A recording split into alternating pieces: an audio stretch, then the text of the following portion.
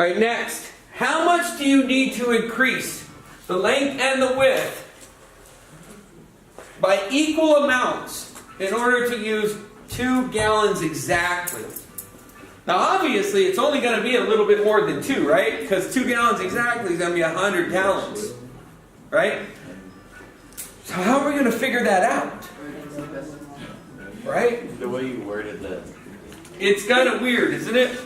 Like you said. I know, it's so, but we're going to take this piece and we're going to add a certain amount to it, right? In fact, I'm going to add it to the bottom so that we can put, we're going to add it down here. Boom. Okay? And so what happens is we're going to take this width, right? This 6 plus x. But we know that this has to be a certain amount, and it's exact on both sides, right? So we're going to increase this by x, and we're going to increase this by x also, right? Okay? So that means that you have 6, this is 6, so it's going to be 6 plus x. And then this side, we know that this is, what was it, 10? Yeah. So we know that this is 10 plus x, right? And then how do we solve that? We know it's length times width, right? So we know that it's x plus 6 times x plus 10. Now why did I change those? Because we always do x first, right? Now in here, we added the x to the 10, so that's why we did 10 plus x, right? But when we're doing our math, we want to write the variables first. That's what we're used to. Now the length times the width is going to equal how much? How do we know what it equals? How many gallons are we using? 2. And how many square feet does 2 gallons cover? 100. So that's why we already know that this is going to equal 100. Right? And so that's our problem. So now we just do x squared plus 10x plus 6x plus 60 equals 100, right? So then x squared plus 16x minus 100 leaves me with minus 40 equals 0. Does everyone keep up with me to that?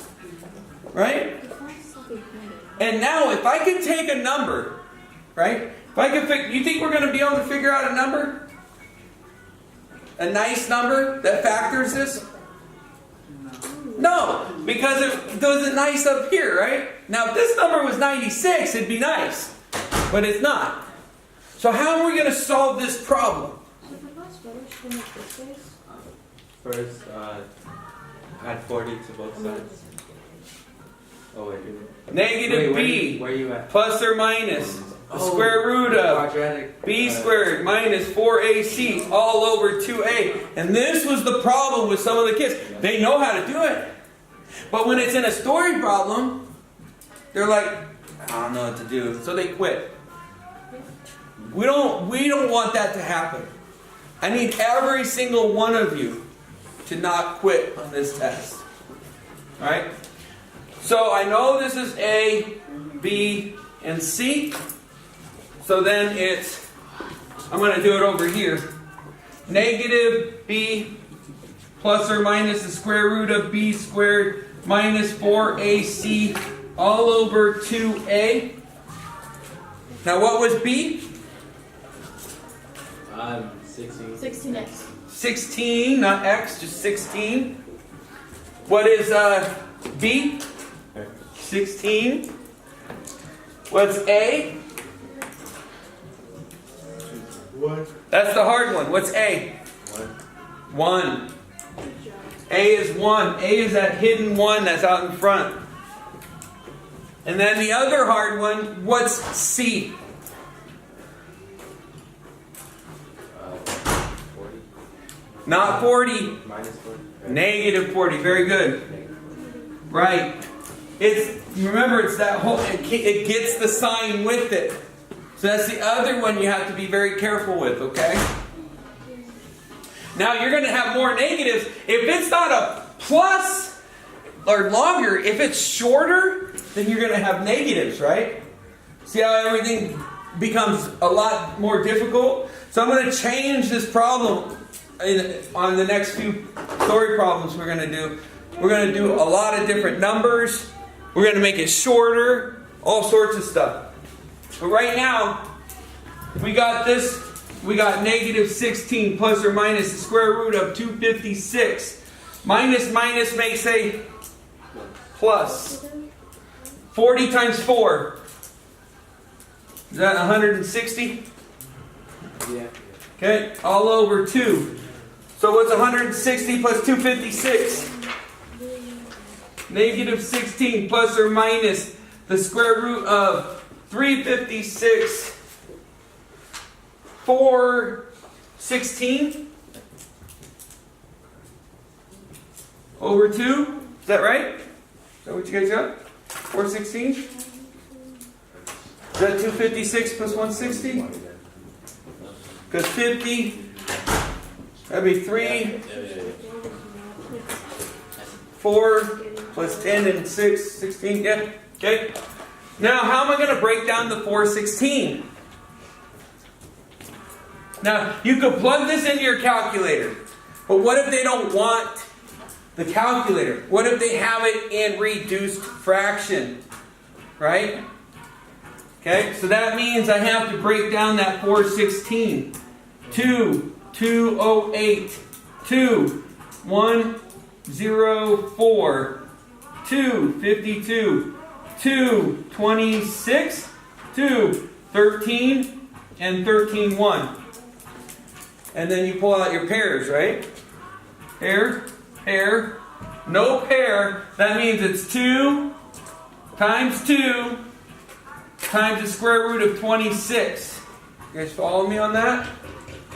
So that means that I have negative 16 plus or minus 4 square roots of 26 all over 2. Now what goes into 16, 4, and 2?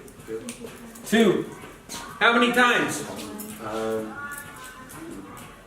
Negative 8 times, 2 times, and 1 times.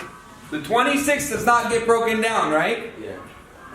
And then that's it. That's our answer. And then what you will do, you'll plug it in the calculator, right? And you will say negative 8 plus 2 square roots of 26 equals, and that's 2.19. 198. Okay? 1980 if you want. If it went to 4 decimal places. Okay? Now the other one's going to be negative, right? So do we need that one? No, why not? There's a negative up front. Can't have a negative amount, right? Can't use a negative amount to increase it by, so we don't care.